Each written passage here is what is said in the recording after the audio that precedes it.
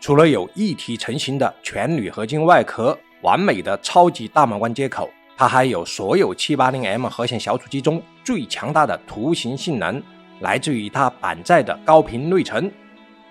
大家好，我是老白，今天给大家介绍装置了 AMD Ryzen 7 H255 CPU 和 24GB 板载内存的高性能迷你电脑天贝 Mako。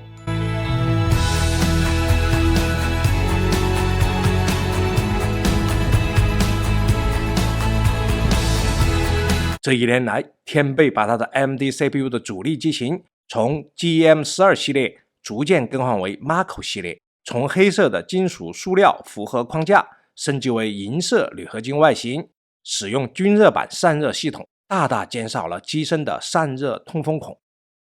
大家是更喜欢这种 Mac Mini 风格，还是更喜欢满身洞洞的老型号呢？天贝 Mako装置 AMD Ryzen 7 H255 8核16线程标压移动 CPU， 内置 Radeon 780M 核显，板载 24GB LPDDR5 内存，7500兆赫兹，3个 M.2 PCIe 4.0 NVMe 接口，视频显示输出，双 2.5G 网卡加 WiFi 6E， 侧方 Auxlink 接口。打开来看一下，主机和配件都在这儿了，电源线，3条 NVMe 散热胶链和散热马甲。说明书，这 DC 小电源19伏 6.32 安，一共120瓦功率。拿起小主机，全铝合金外壳，顶盖中间是天贝英文 logo， 左下角是指纹识别电源一体开关键，可以使用左手指纹。机身接口，前面板、耳麦口，双 USB 3.2 进 2A 口，能够 PD 和 DP 显示信号一线通的 USB 4接口。侧边有一个橡胶防尘塞，打开它，这是 Auxlink 接口。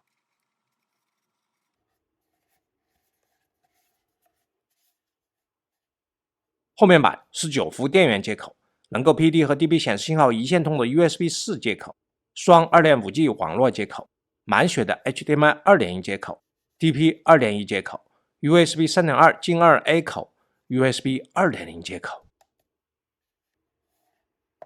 只有底部和后部有通风口，大大减少了机身的洞洞。卸下4颗底部螺丝后，很容易取下底盖。我们来看看内部都有哪些接口。右边底盖上没有风扇，内存是板载的 24GB LPDDR5 7500兆赫兹，1、2、3组2280的 PCIe 4.0 X4 的 NVMe 接口。这里是7902 WiFi 6E 无线网卡，这里是 Auxlink 芯片连接侧边的接口，板载的 24GB 高频内存，价值应该不菲吧？我们给它装上一条 2T 容量的爱国者 7000Z NVMe SSD， 进入 BIOS， 首页显示 24GB LPDDR5 7500兆赫兹内存。这里可以设置性能释放，有安静模式45瓦，平衡模式54瓦，性能模式65瓦，还有一个手动模式。我们设置性能模式65瓦来进行本次的测试。这里可以设置来电自取，这里可以设置核显专用显存大小，最大 64G。 稳定性是我们最关心的问题之一。我们打开 i.4 跑 FPU 单考的压力测试， CPU 功耗一开始就一条直线跑在65瓦，此时整机功耗跑在80瓦左右， CPU 频率运行在 4.1 GHz。 在单考的1小时20分钟内， CPU 功耗一直保持65瓦，室温27度的情况下， CPU 温度最高上升到 83.6 度， SSD 温度最高上升到42度，即使没有后置风扇，这散热也非常强啊。我们首先使用天贝 Mako 主机的 Ryzen 7 H255 来转码，看看实际效能如何。最后结果是10分40秒，共计640秒。640秒成绩一般，和联想百印 8745HS 差不多。CPU-Z 多线程 6913.4， 单线程 664.4， 多线程成绩接近7000分，还行吧。Gag 本级5多核11807，单核1828，多核成绩接近自家另一台 H255。Gag 本级6多核12609，单核2489，多核成绩和联想百应的 8745HS 差不多。Celeron 本级223多核16275，单核1715，多核成绩很可惜没上17000分，和自家的 H255 以及百应的 8745HS 差不多。Celeron 本级2026多核3743，单核546，多核成绩超过天贝自家的另一台 H255。Passmark 多线程30400，单线程3833，多线程比自家的 GM107840HS 强一点。综合来看，目前这台天贝 H255 CPU 多线程性能在 780M 核显中比自家的 7840HS 强，不如自家的 8845HS。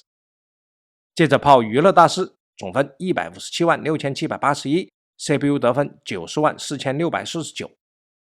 我们还给这台 H255 运行了 OpenDouble 测试， AAS 917,748， XX20 365,031， CoreMark 485,756， 在 CoreMark 成绩上和上一台 Marco H255 差不多。好了，都到这儿了，点个关注不过分吧，谢谢啊。接着玩游戏，地平线5 1080P 高画质，不开抗锯齿，普通场景90多帧，复杂场景平均70多帧，这几乎是 780M 核显小主机的最好成绩。地平线4 1080P 超高画质，开了2倍抗锯齿，全程80多帧以上。原神 1080P 高画质，跑起来战斗起来稳稳60帧。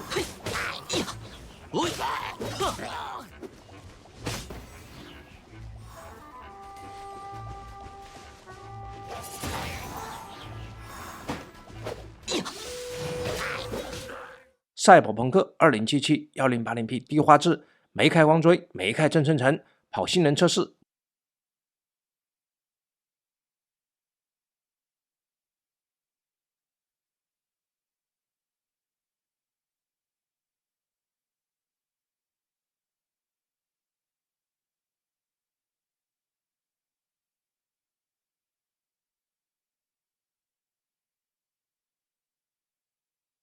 58帧，打开正生成。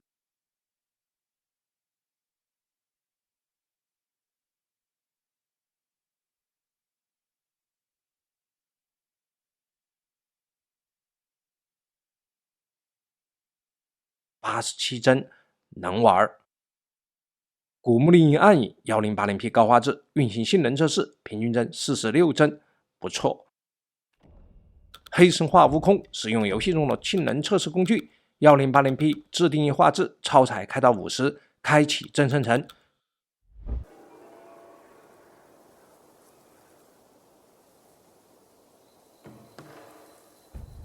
最后结果是平均72帧每秒，实战一下。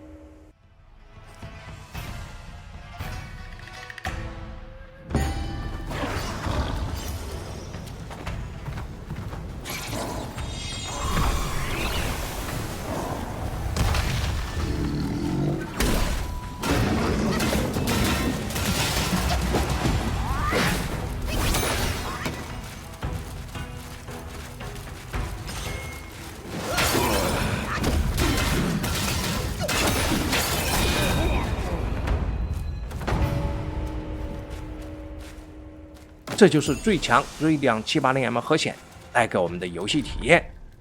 先来看一下游戏时的温度情况， CPU 最高 88.9 度， SSD 最高46度，这散热不错。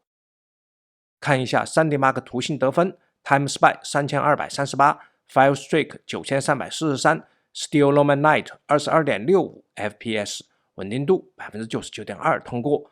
我们把 3D Mark 的数据做成图表，这台 H255 的各项图形成绩基于板载7500赫兹的内存的支持，超越了 7840HS、7940HS， 超越了 8745HS、8845HS、8945HS， 也超过了其他的 H255 和最新的 AI7 350，这就是 780M 核显的最强者。跑Llama 3.1 8B 大模型还是探测色编程，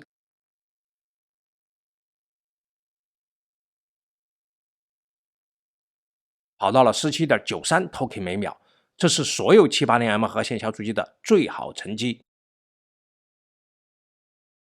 显示接口输出 HDMI 接口最高支持 4K144 赫兹10位 RGB 显示信号输出， USB 4和 DP 接口输出 DP 信号，最高支持 4K144 赫兹10比特 RGB 显示信号输出。